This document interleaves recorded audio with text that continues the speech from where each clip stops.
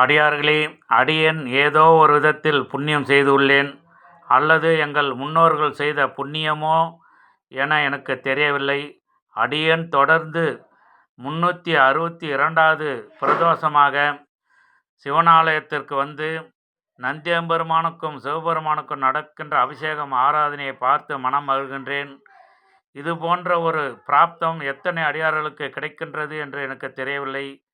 அடியேன் எந்த வேலை எப்படி இருந்தாலும் எங்கேயாவது பிரதோஷ நேரத்தில் சிவனாலயம் சென்று அபிஷேகம் ஆராதனையை பார்த்து இதுவரை மனமகிழ்ச்சி அடைகின்றேன்.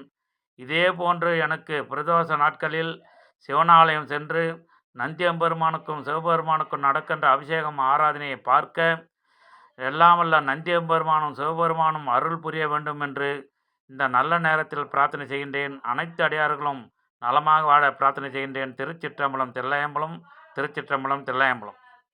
சரி, ஓகே, தேங்க்யூ.